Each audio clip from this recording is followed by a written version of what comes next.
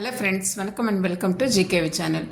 இன்றைக்கி சூப்பரான ரொம்ப சத்தான ஒரு கம்பு அடை தோசை தாங்க பார்க்க போகிறோம். கம்பு உடம்புக்கு எவ்வளோ நல்லது, எவ்வளோ பெனிஃபிட்டுன்றது நம்ம எல்லாருக்குமே தெரியுங்க. ஆனால் நாம் தான் யாரும் அதை சேர்த்துக்கிறது கிடையாது. அட்லீஸ்ட் வாரத்தில் ஒரு நாள் இல்லை 2 நாள் இந்த மாதிரி அடை தோசை மாதிரியோ இல்லை தோசை மாதிரியோ சுட்டு நாம் சேர்த்துக்கலாங்க. இன்றைக்கி அது தாங்க நம்ம வீட்டில் கம்பு அடை தோசை தாங்க ப்ரிப்பேர் பண்ணியிருக்கேன். வாங்க அதை எப்படி செய்யலான்றதை பார்க்கலாம். இதுக்கு நாம் எது வேணாலும் வச்சு சர்வ் பண்ணலாங்க. இன்றைக்கி நான் கம்பை ஒரு ஃபுல் நைட்டு ஊற வச்சு, வெறும் கம்பு மட்டும்தாங்க ஊற வச்சேன். ஃபுல் நைட்டு ஊற வச்சு நல்லா ஒரு 7-8 மணி நேரம் நல்லா புளிக்கிற அளவுக்கு இருந்துட்டு நல்லா அரைச்சி வச்சுக்கணுங்க. அந்த புளிப்பு அதில் ஏறி இருக்கிறதுனால அப்போவே ஊற்றி அப்போவேவும் நம்ம தோசை வாக்கலாங்க, நல்லாவே வரும். அதுக்கு தாளிப்புக்கு தேவையானது வெங்காயம், கொத்தமல்லி, பச்சை மிளகாய், கொஞ்சம் கருவேப்பிலை கட் பண்ணி எடுத்து வச்சுருக்காங்க. இப்போது ஒரு கடாயில் கொஞ்சமாக எண்ணெய் ஊற்றிக்கலாங்க. எண்ணெய்க்கு நல்லா காஞ்சி சூடு ஏறி வந்தது நல்லெண்ணெய் கூட சேர்த்துக்கலாங்க, இல்லை கல்லெண்ணெய், நல்லெண்ணெய் எதுவோ நம்ம சமையலுக்கு யூஸ் பண்ணுற எண்ணெய் சேர்த்துக்கலாங்க. சேர்த்துட்டு எண்ணெய் நல்லா காஞ்சி வந்த உடனே அது கூட கொஞ்சமாக கடுகு சேர்த்துக்கலாங்க. கடுகு சேர்த்த உடனே கொஞ்சமாக சீரகமும் சேர்த்துக்கலாங்க.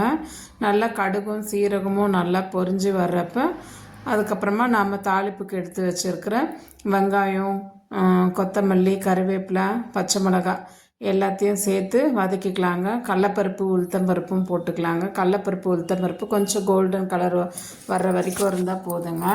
நாம் இதுக்கு கூட முருங்கைக்கீரையும் சேர்த்துக்கலாங்க. முருங்கைக்கீரை போட்டு செய்யும்போது இன்னும் ரொம்ப டேஸ்ட்டாகவும் இருக்கும், இன்னும் நல்லா கமகமன் வாசனையாகவும் இருக்குங்க. இன்றைக்கி நான் முருங்கைக்கீரை சேர்க்கல. அதே மாதிரி கேரட்டும் துருவி சேர்த்துக்கலாங்க. நம்மக்கிட்ட இருக்கிற வெஜிடபிள்ஸ் எது வேணாலும் துருவிக்கு சேர்த்துக்கலாங்க. டேஸ்ட்டு ரொம்ப சூப்பராக இருக்கும். இன்றைக்கி நான் வெறும் கடலப்பருப்பு, உளுத்தம்பருப்பு, வெங்காயம், பச்சை மிளகாய், கருவேப்பிலை, இது தாங்க கருவேப்பிலை, கொத்தமல்லி இது மட்டும்தாங்க சேர்த்து செய்கிறேன். அவ்வளோதாங்க. இப்போ எல்லாத்தையும் போட்டு நல்லா பொன்னிறமாக வர்ற வரைக்கும் வதக்கிக்கலாங்க. மீடியம் ஃப்ளேமில் வச்சு வதக்கிக்கலாம், பருப்பு கருகி போயிடுங்க.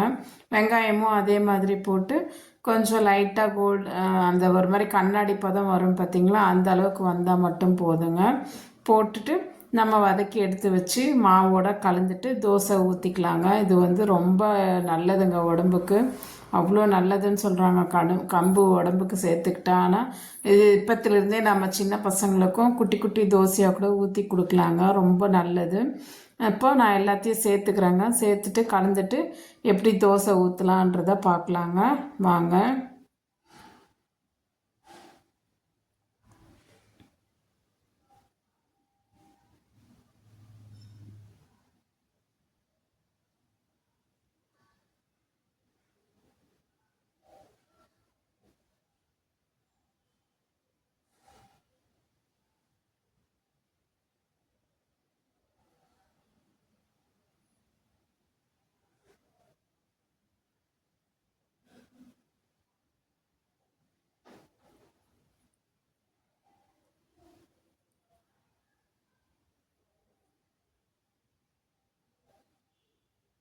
மாவோடு சேர்த்து நல்லா கலந்து விட்டுக்கலாங்க.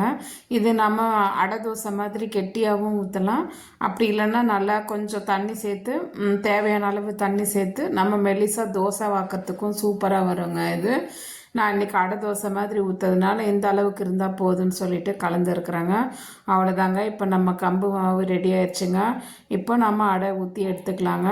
இப்போது அதே மாதிரி ஒரு இரும்பு தவா வச்சுருக்கேங்க. அடுப்பில் இரும்பு தவா வச்சுட்டு இப்போது நான் ஊற்றிக்கிறேங்க. இந்த தவாவில் ஒரு 4 தோசை ஊற்றலாங்க.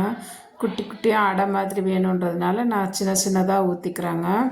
பாருங்கள், வாக்கிறதுக்கு எடுத்து அப்போவே அரைச்சி அப்போவே வாக்கிறதுக்கு நல்லா வருது பாருங்கள். புளிக்க வச்சும் செய்யலாம், இல்லை அப்போவே ஆட்டி வச்சாலும் தோசை சூப்பராக வருங்க. நான் இப்போ பாருங்கள் சின்ன சின்னதாக ஒரு 4 தோசை வர்ற மாதிரி ஊற்றிக்கிறாங்க. இது மீடியம் ஃப்ளேமில் வச்சு நல்லா கொஞ்சம் வேக விடலாங்க. ஏன்னா கம்பு கொஞ்சம் வேகணும் இல்லைங்களா, அதனால் மீடியம் ஃப்ளேமில் வச்சு ஒரு 2-3 நிமிஷம் நல்லா வேக விடுங்க. இதுக்கு நீங்கள் விருப்பப்பட்டால் நெய்யோ இல்லை நல்லெண்ணெயோ விட்டுக்கலாங்க. அவ்வளோதாங்க. இப்போ மீடியம் ஃப்ளேமில் நல்லா வெந்து வரட்டும். பாருங்கள், ஊற்றும் போதே நல்லா கமகமன் வாசனையாக வருது. அந்த கம்போட ஃப்ளேவர் நல்லா மணமாக வருது பாருங்கள். இப்போ லோ ஃப்ளேம்லேயே நல்லா வேகட்டுங்க. ஒரு 2 நிமிஷம் கழித்து நாம் தோசையை திருப்பி விட்டு பார்க்கலாங்க. நம்ம கம்பு தோசை சூப்பராக ரெடியாகி வருங்க. சாப்பிட்றதுக்கும் இது சுட சுட சாப்பிட்டா இன்னும் ரொம்ப நல்லா இருக்குங்க. நல்லா மொறு மொறுன்னு நல்லா டேஸ்ட்டாகவும் இருக்குங்க. அவ்வளோதாங்க. இப்போ நல்லா வெந்து வரட்டுங்க, பார்க்கலாம். இப்போ பாருங்கள், நல்லா வெந்து வந்துருச்சு ஒரு பக்கம். இப்போ இன்னொரு பக்கம் திருப்பி போட்டு அதையும் ஒரு 3 நிமிஷம் நல்லா வேக விட்டு கலந்து எடுத்துக்கலாங்க. பாருங்கள் எவ்வளோ கலராக இருக்குது பாருங்கள் தோசை. அதே மாதிரி ரொம்ப நல்லா வாசனையாகவும் இருக்குங்க, சாப்பிடவும் ரொம்ப டேஸ்ட்டாக இருக்குங்க. இன்னும் முருங்கைக்கீரைலாம் சேர்த்து செஞ்சால் இன்னும் சூப்பராக இருக்குங்க. நான் முருங்கைக்கீரை சேர்க்கலை அன்றைக்கி, எனக்கு முருங்கைக்கீரை கிடைக்கலன்றதுனால நான் சேர்க்கலைங்க. உங்களுக்கு கிடைச்சா இது கூட சேர்த்து காலையில் பிரேக்ஃபாஸ்ட்டுக்கு செஞ்சு கொடுங்க, பசங்களும் விரும்பி சாப்பிடுவாங்க. எவ்வளோ கோல்டன் கலராக வந்திருக்கு பாருங்கள். அவ்வளோதாங்க. இப்போ இந்த மாதிரி திருப்பி விட்டுட்டு இந்த பக்கம் நல்லா வேகிற அளவுக்கு கொஞ்சம் டைம் கொடுத்து ஒரு 3 நிமிஷம் மீடியம் ஃப்ளேமில் இருக்கட்டுங்க. அவ்வளோதாங்க, நம்ம கம்பு தோசை சூப்பராக ரெடி ஆயிடுச்சு பாருங்கள். உடம்புக்கு எவ்வளோ ஹெல்த்தியான ஒரு இது பாருங்கள். டெய்லி இட்லி தோசைக்கு பதில் இந்த மாதிரி ஒரு தடவையும் செஞ்சு சாப்பிட்லாங்க. டேஸ்ட்டு ரொம்ப சூப்பராக இருக்கும். நீங்களும் மறக்காமல் இதே மாதிரி செஞ்சு பாருங்கள். செஞ்சு பார்த்துட்டு எப்படி இருந்ததுன்றதை மறக்காமல் சொல்லுங்கள் ஃப்ரெண்ட்ஸ். என் வீடியோ உங்களுக்கு பிடிச்சிருந்தா சப்ஸ்கிரைப் பண்ணிக்கோங்க. மறக்காமல் பக்கத்தில் இருக்கிற பெல் ஐக்கானையும் கிளிக் பண்ணி வச்சுக்கோங்க. நான் போடுற வீடியோஸ்லாம் உங்களுக்கு நோட்டிஃபிகேஷனாக ரெகுலராக வரும். சப்போர்ட் பண்ணுங்கள் ஃப்ரெண்ட்ஸ். அவ்வளோதாங்க, நம்ம கம்பு அடை தோசை சூப்பராக ரெடி ஆயிடுச்சு. இதுக்கு உடச்சக்கடலை சட்னி, கார சட்னி, தக்காளி சட்னி எது வேணாலும் வைக்கலாங்க. ரொம்ப சூப்பராக இருக்கும். நான் அன்றைக்கி கடாய் மஷ்ரூம் கிரேவி வச்சுருந்தேங்க. ரொம்ப சூப்பராக நல்லா திக்காக அந்த தோசைக்கும் அந்த மஷ்ரூம் கிரேவிக்கும் அவ்வளோ சூப்பராக இருந்ததுங்க. இது தாங்க இன்றைக்கி நான் பண்ணேன். எப்படி இருந்ததுன்றதை மறக்காமல் கமெண்ட்டில் சொல்லுங்கள் ஃப்ரெண்ட்ஸ். இதே மாதிரி நாளைக்கு இன்னொரு வீடியோவில் பார்க்கலாம். பாய்.